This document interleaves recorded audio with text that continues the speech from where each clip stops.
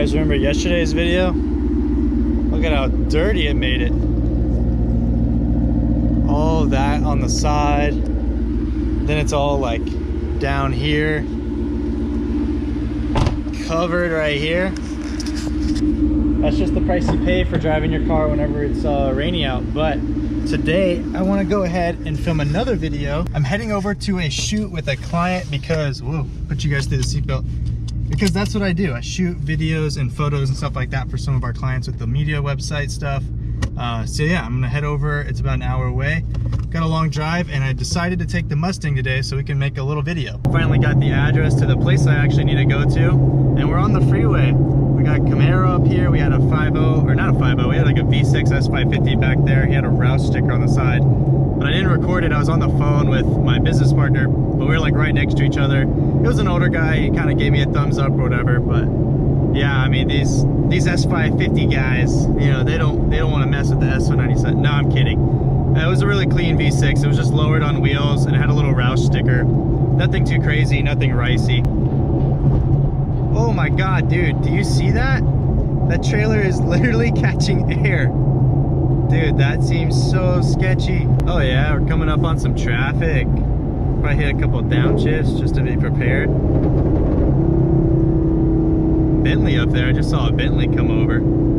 You know, Bentley's one of those brands that like never really appealed to me, but when they're done right, they can look pretty sick. Still just really want an F-150 as my next car. We'll move up to the exotics after, you know, I get used to having just a truck to be able to haul this thing around, do some mods, and have a lifted truck. One of the brands I was talking to over at SEMA was Edelbrock. Edelbrock, as you guys know, has like a long history in muscle cars and modifying engines.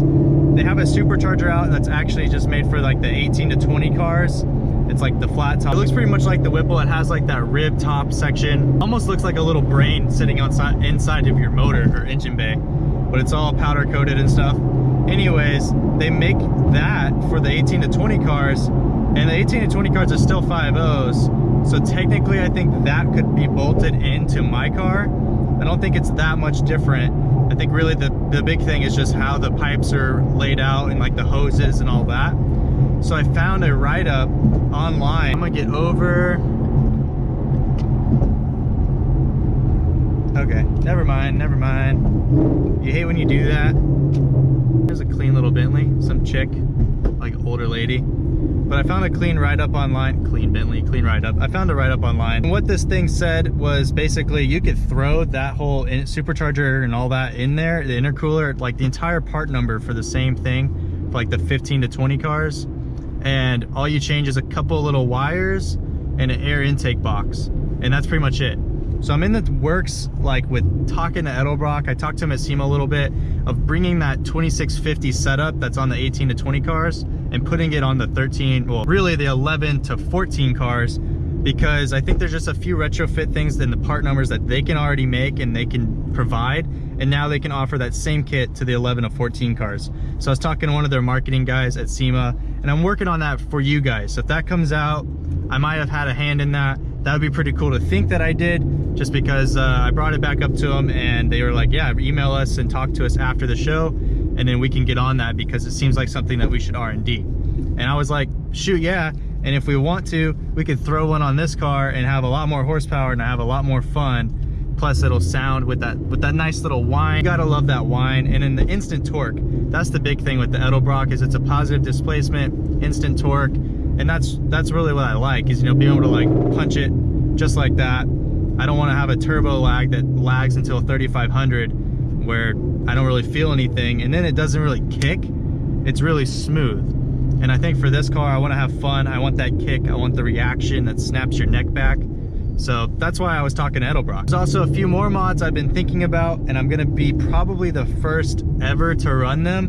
But I'm gonna keep those a little bit secret. I can't give you guys every detail quite yet, but just know you want to subscribe and turn on post notifications, because 2020, life is gonna be a movie. We got so many sick things happening, so many good partnerships, and I'm gonna be bringing you guys a lot more content. Last video, we're talking about daily driving, the 5.0. Well, this is what California daily driving is. It's traffic.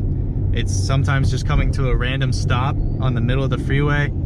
So this is daily driving, And the semantic clutch, manual 5.0, 90,000 miles. Fill it up with gas, put oil in it, boom, you're good. You can really beat on this thing and have some fun on the on-ramps, but it's pretty comfortable too. I mean, with the bags, sure, it's a little stiffer than stock, but it looks a million times better than stock with that ugly wheel gap. Not too much action, so I'll probably quit right here, and then I'll meet you guys whenever there's a little bit more action to record. As I put the camera down, there's this super clean GTI. I don't even know if you guys can see that. It's lady driven, but it has some clean fitment. She just flew up next to me. But yeah, I just put the camera down and boom, she comes up. Did like a little pull, but there's not too much room with traffic. Just funny. I mean, you see lots of clean cars here in California. Almost there, and more in the stop and go stuff where I can actually shift and make some noise. So I figured you guys might want to watch this part. This one might be a little bit more interesting, but there are some stupid drivers out today.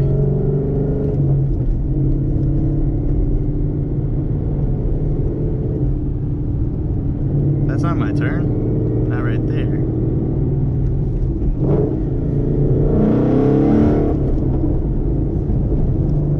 Oh, big bump. Oh, actually wasn't that bad. Resetting these shocks really did make a big difference.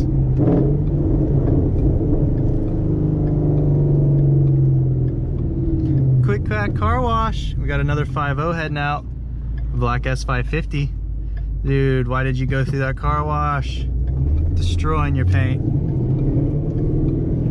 Now, which one is it? Finished up the shoot, and now we are gonna go find a Starbucks and wait out some traffic.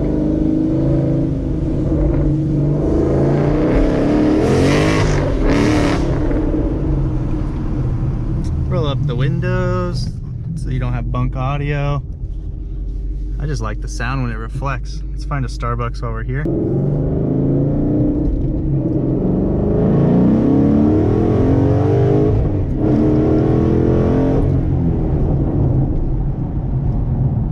I don't know this area well enough to get too rowdy, but it is beautiful and I like the hills. This is Rockland, California. I wouldn't mind living out here. It's beautiful. Look at the fall leaves, man. The fall leaves. They're beautiful. I do need to find a coffee place because I got to edit some videos and render some out for a client.